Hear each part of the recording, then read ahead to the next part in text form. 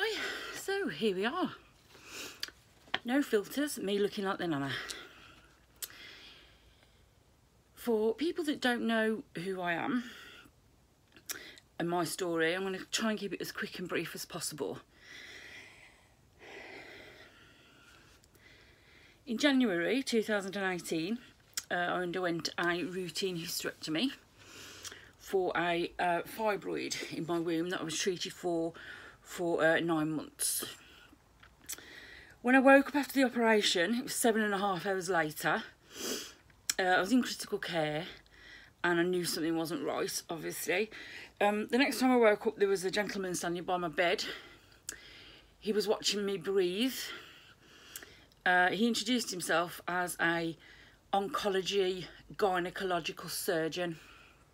So I knew then that I had cancer. He told me that he'd moved a massive tumour. It was 9 pounds in weight. It was stuck to my bladder. It was stuck to my kidney.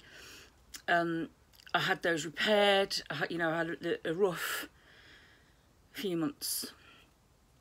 They found out, I'm cutting a long story short, I've got 2 tumours on my bladder, 3 tumours on my lungs. The primary was in the womb and all that was removed. It's called a leiomyosarcoma, what I have. It's a rare form of sarcoma and it can't be cured. How it was sold to me was that it would be treated with chemo. There wasn't even any other option but chemo. And it would shrink it and give me more time.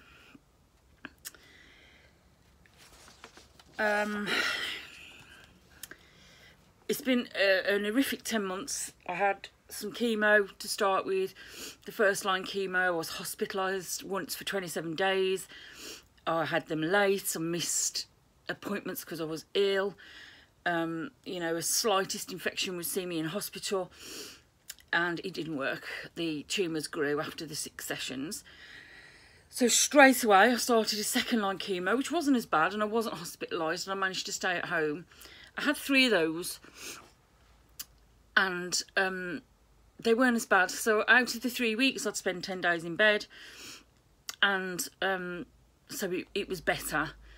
But then in October I was told that I had roughly 12 months to live, that the chemo would make no difference, it would only prolong for a certain amount of time, it would only keep it at bay for a certain amount of time. At this point, after 3 sessions, the tumours were slightly smaller, but I still took the decision to stop the chemo because I thought, what is left of my life, I want to live and I don't want to be lying in bed for 10 days out of 3 weeks.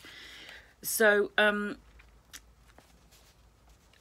I decided to try some alternative stuff, which I do.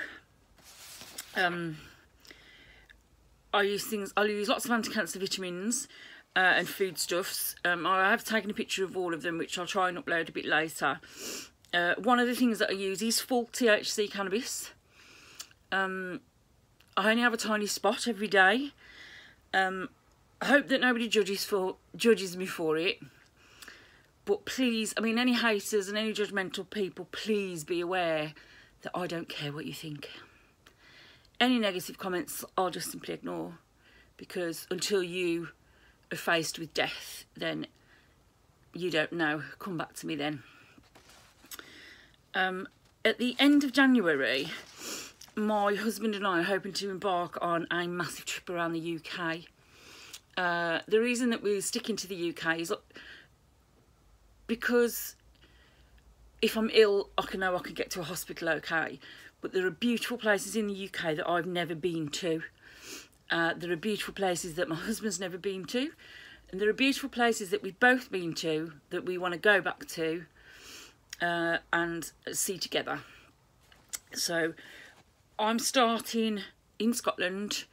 We're going to work our way down and B&B for a couple of days in each B&B. As I get to one B&B, I shall look to book the next B&B for the next part of my journey. This is therapeutic to me. It's a form of counselling that I haven't been able to get to grips with or get availability of. I want to chart my journey. I want to chart my anti-cancer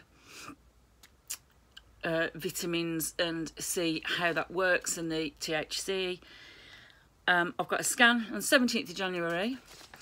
I'll get the results on the 30th of January. If my tumours have shrunk, then I will be going to any sort of government official, my local MP. I should take it as far as I can, because people are curing themselves of cancer, and it's been kept quiet, and it's a blood boiling situation for me, because there are cures. I hadn't had chemo for 7 weeks, and then had a scan after being on some THC and some things like turmeric and dandelion root, and my tumours hadn't grown. They hadn't shrunk, but they hadn't grown. And if I can keep them at bay for as long as I can, then that's what I'm going to do.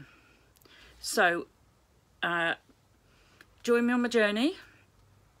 If you don't like what you see, then jog on, stroll on, because I'm going to be honest, I'm going to be brutal about the effects of cancer, my misdiagnosis that meant that I have mets in other parts of my body, and my journey around the UK. I look forward to starting my journey and sharing it with you.